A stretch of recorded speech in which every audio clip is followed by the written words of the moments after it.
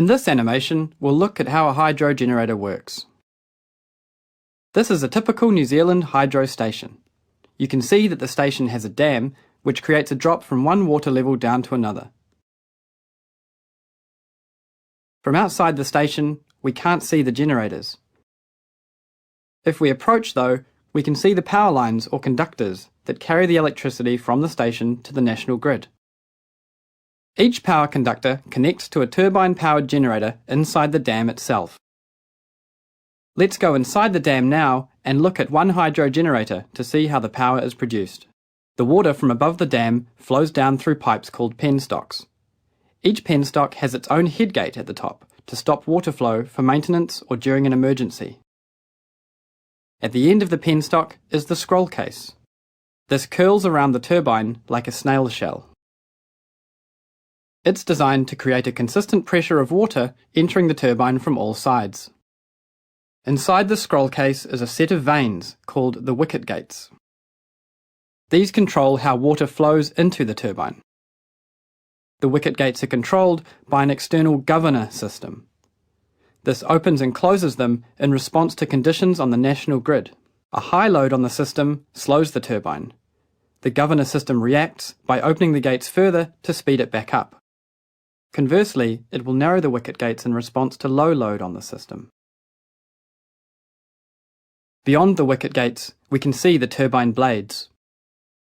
The blades are shaped to extract the most possible spin from the moving water. The turbine blades and the shaft connecting them to the generator are called the runner. We will expand this into its parts so we can see them clearly.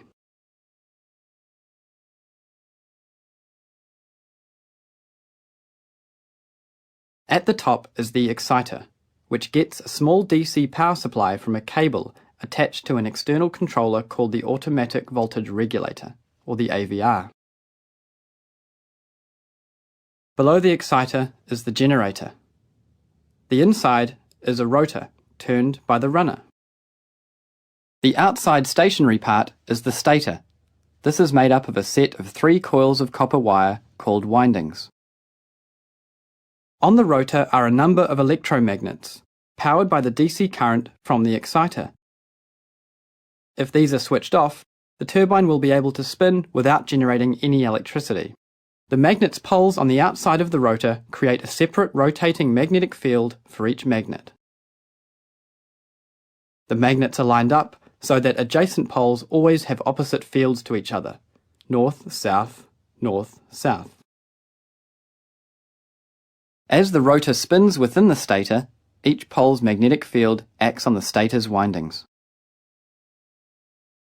Each time a pole makes one full revolution, one pulse of AC power is generated in the windings and transmitted towards the grid by conductors attached to the stator.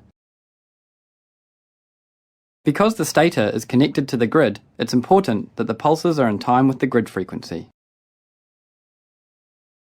When the pulses are in time with the grid frequency, we say that the generator is synchronized. System conditions can push the stator's magnetic fields out of sync with the rotor. The difference between the movement of the stator's magnetic field and the rotor's is the torque angle. The rotor has many electromagnets on it, producing a consistent flow of power. The generator produces 3-phase power by using different conductors to carry the power generated along different parts of the stator, as shown here. This creates a 3-phase alternating current, which is represented by the sine wave.